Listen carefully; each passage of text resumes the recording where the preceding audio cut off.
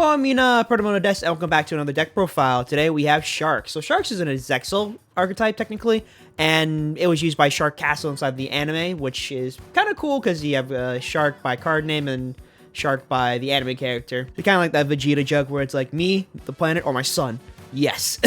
So basically, we start off with our copy of 3 copies of Buzzsaw Shark. What Buzzsaw Shark does allows you to target one water monster you control, then special summon one deck from your in defense position with the same level as that monster, and it has to be a fish monster. And then it also locks you into your Xyz, but that shouldn't be a problem. Next up, we play 3 copies of Lantern Shark. Lantern Shark is a really good extender as a starter because it allows you to extend into different other monsters. So basically, if you have Lantern Shark and Buzzsaw Shark in your hand, you could go Lantern Shark and then Buzzsaw, and then Buzzsaw effect to grab the third piece that you want, or whatever third level 4 you want, and then go into other Xyz plays.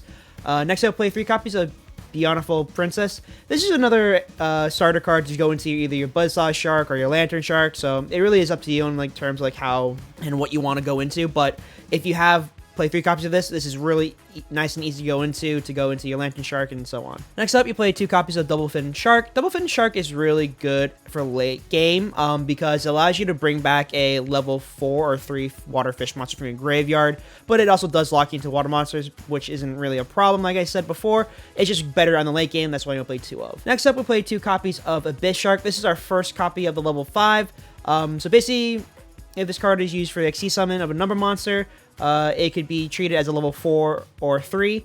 If all monsters you control are water, you can special summon this card from your hand. If you do, add 1 level 3, 4, or 5 fish monster from your deck to your hand, except Abyss Shark. So this also allows you to search for other fish monsters by especially summoning this out. Next up, we play 2 copies of Crystal Shark. Crystal Shark allows you to extend your plays as well, going to rank 4 Xyz plays into either your copies of Nash Knight or your copies of 101. But it also is a really good extender because it also can, when it special summons itself out, you have to attack one water monster on the field. So if you do have playing against like another Marine Princess player or another Shark player, you could also have one of their monsters attack. Next up, we play 3 copies of Silent Angler. So Silent Angler is your hand extender, but it does lock your hand and doesn't allow you to special summon anything else from your hand. So what you have to do and when you make sure you play this card is you always special summon this last before you go into any of your Xyz plays or go into any of your plays. All right. Next up, we play 1 copy of Xyz Remora. Xyz Remora is an interesting extender because if you could detach 2 materials from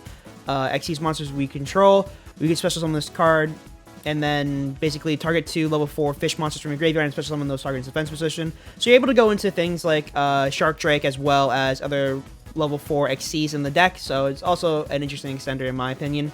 Next up, we play 1 copy of Right Hand Shark, and what Right Hand Shark does is that when used as material, the Xyz monster cannot be destroyed by battle, which is really good, especially when you have your Nash Knight and Silent Arc 101 and on the board, or even another copy of any number monster, because it prevents your Nash Knight from destroyed, as well as your copy of whatever number monster you have on the field that you use this for material. Onto the hand chapter, play 3 copies of Ash for obvious reasons, and then 3 copies of Droll and Lockbird. Droll and Lockbird, this format's pretty good because a lot of Sword Souls require them to draw multiple cards, so it's really good in that respect. Now into the spells. So first up, play 2 copies of Baron's Chaos Draw. So basically this card is kind of like a substitute rank up magic. So basically you could send 1/7 normal spell from your deck to graveyard, and this effect becomes that spell's effect when the card is activated.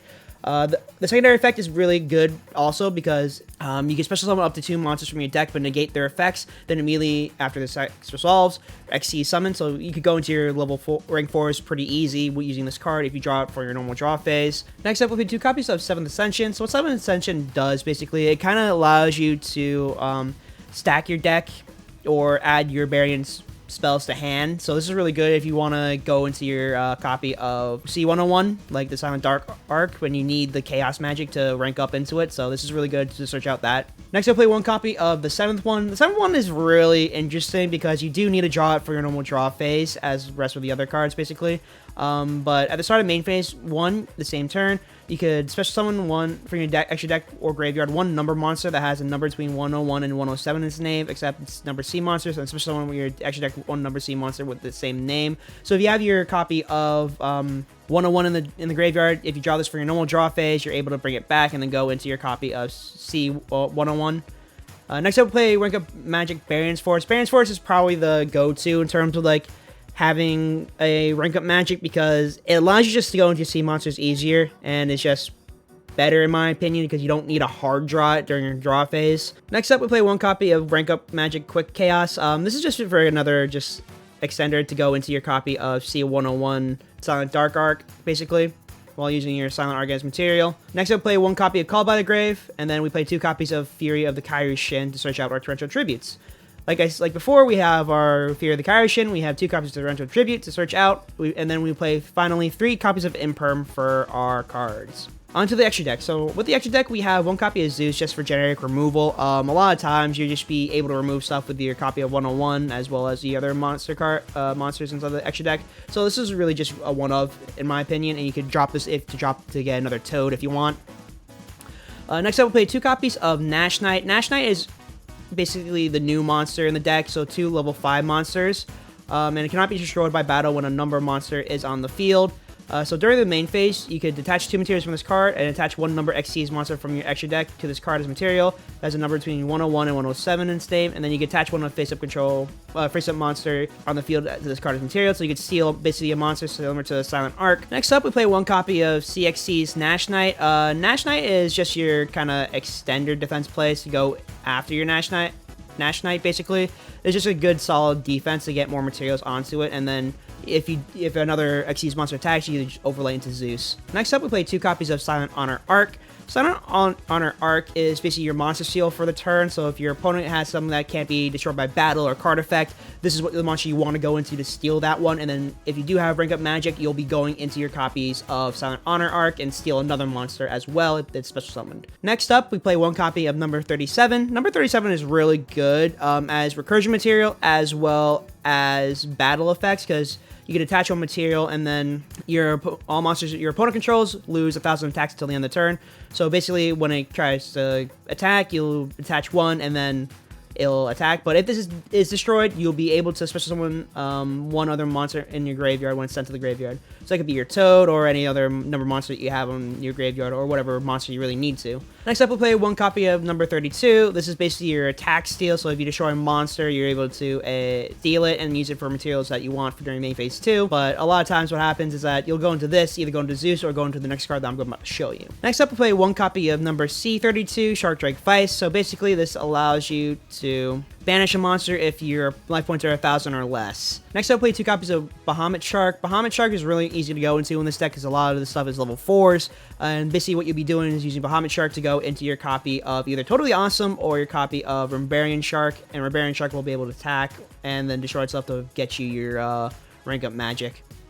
Next up on our side deck, we have 3 copies of Nibiru, 3 copies of Lightning Storm, and 3 copies of Crossout. So the reason why these are in the side deck currently is because it's better to do this going second, because not a lot of people will know what you'll be playing first, and a lot of people have been side decking Nibiru recently, because that's how usually it goes. They usually rather go to game 3 than just lose with a brick in hand.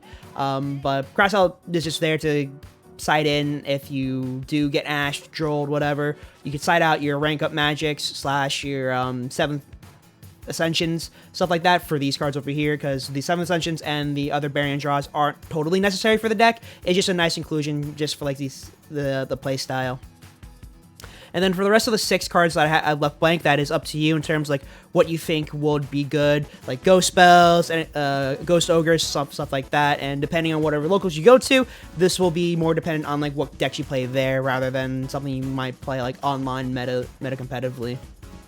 Alright, with that being done, let's get to the replays.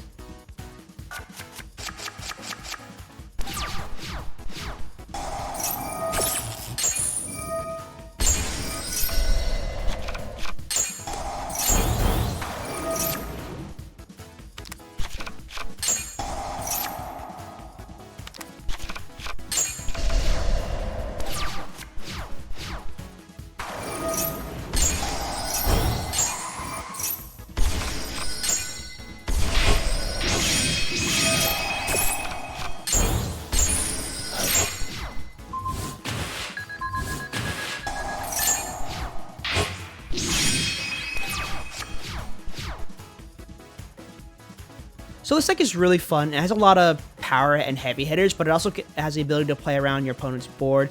I personally think that you can drop the Baron's draw magics, and as well as the chaos magics and whatnot to side in extra more side deck cards like the Nibiru's or the Crossouts. But I wanted this deck to be a deck that we use for our Rivalry of the Warlords competition and tournaments inside our Discord server, so make sure you join the Discord. With that being said, so leave a comment in this video to let me know what your favorite card was inside this deck, or anything that you would like to see in the future, like deck profiles and videos like that, alright? So this has been Proto-moto, and I'll see you guys later, alright? So sayonara.